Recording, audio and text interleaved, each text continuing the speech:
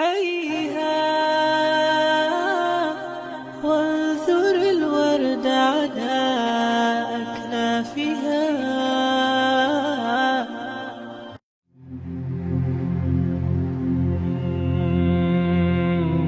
Ali karamallahu wajhah, sesungguhnya Nabi Muhammad di akhir hayat beliau, pada detik-detik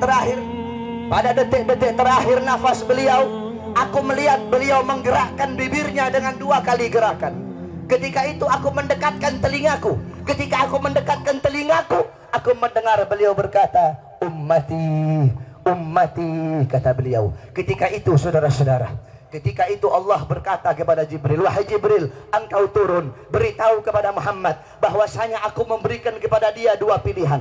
Apakah dia akan memilihku atau dia memilih dunia? Kalau dia memilih dunia, akan aku panjangkan umurnya. Kalau dia memilihku, katakan kepadanya akan datang kematiannya pada hari ini. Datang Jibril membawa pesan tersebut. Kemudian disampaikan kepada Nabi. Kata Nabi, wahai Jibril, sampaikan kepada Allah bahwasanya aku lebih memilih Allah subhanahu wa ta'ala. Kehidupan yang sebenarnya bagiku bukan dunia. Kehidupan yang sebenarnya bagiku ketika ruhku berpindah berjumpa kepada Allah subhanahu wa ta'ala.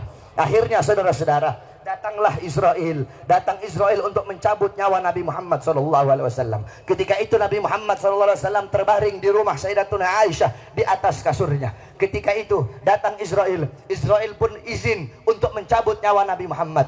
Apa kata Rasulullah SAW? Ketika itu ditemani oleh Jibril. Ya Khalili Jibril, wahai kekasihku Jibril, aku belum puas meninggalkan umatku kalau belum diberikan jaminan oleh Allah subhanahu wa ta'ala. Pergi Jibril menemui Allah subhanahu wa ta'ala. Fa'ahallahu ta'ala ala Jibril, basyirhu ya Jibril, innahu awwalu nasin khariju minal ardi idha bu'isu wa sayyiduhum idha jami'u, fabasyirhu innal jannah muharramatun alal umam qabla an tadkhuluha ummatuh.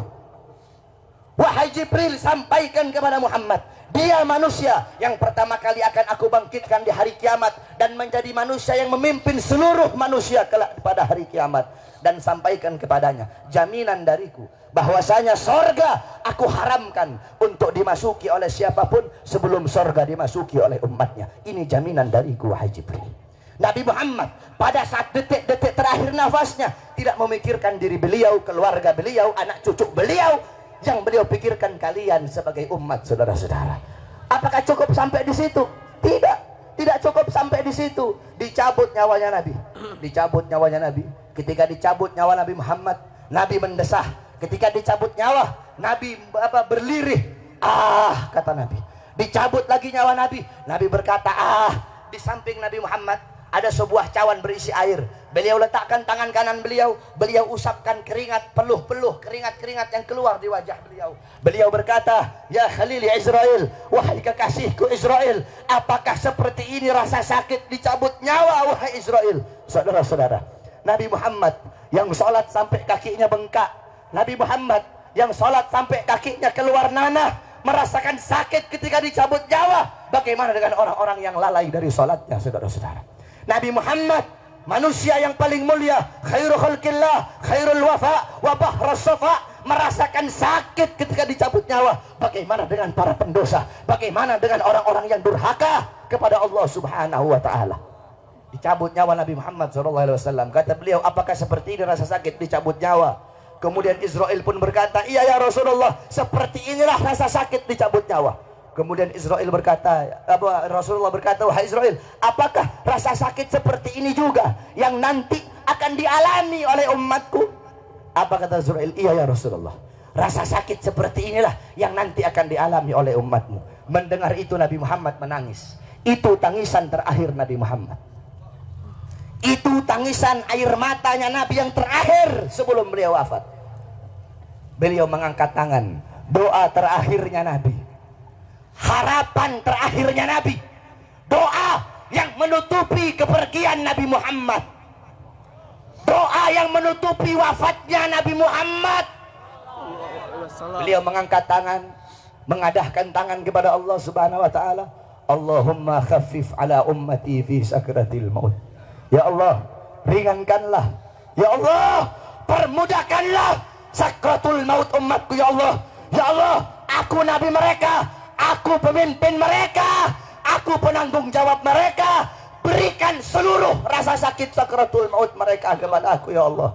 Biar aku menanggung rasa sakit sakratul maut umatku ya Allah. Umatku tidak akan kuat, umatku tidak akan mampu ya Allah. Biar aku menanggung seluruh sakratul maut mereka. Berikan rasa sakit sakratul maut mereka kepada aku ya Allah. Di mana kalian untuk Nabi Muhammad? Apa yang telah kalian lakukan untuk Nabi Muhammad SAW? Sudahkah kalian menyenangkan hatinya Nabi? Sudahkah kalian mengorbankan jiwa, nyawa, darah, harta kalian untuk Nabi Muhammad SAW? Para sahabat-sahabatnya Nabi mengorbankan jiwanya, nyawanya, darahnya, hartanya. Sumayyah, wanita yang tua renta, dipaksa keluar dari ajarannya Nabi. Dikubur setengah badan, ditombak, keluar isi perutnya, dicambuk. Hei Sumayyah, keluar kamu dari ajaran Nabi. Apakah Sumayyah lebih memilih kesenangan dunia? Apakah Sumayyah lebih memilih kebebasan dunia? Sumayyah lebih memilih mati daripada harus meninggalkan ajaran Nabi Muhammad. Allahu Akbar. Bilal ibn Rabah dikasih batu yang besar, dicambuk, dipaksa keluar, dipaksa meninggalkan Nabi, meninggalkan syariat Nabi, meninggalkan Al-Qur'annya Nabi. Apakah Bilal lebih memilih kesenangan dunia? Apakah Bilal lebih memilih kebebasan dunia? Apa kata Bilal? Walaupun tubuhku dipotong-potong menjadi bagian-bagian yang kecil untuk menghentikan kecintaanku kepada Nabi, dengan dipotong-potong tidak akan berhenti kecintaanku, malah dengan dipotong-potong hanya akan menambahkan kecintaanku kepada baginda Nabi besar Muhammad. Allahu Akbar. Setelah Nabi Muhammad SAW wafat, para sahabat itu tidak ada gairah hidup, saudara-saudara. Ada seorang wanita yang dimana galat li Aisyah, ya Aisyah, ikshif li qabrin Nabi.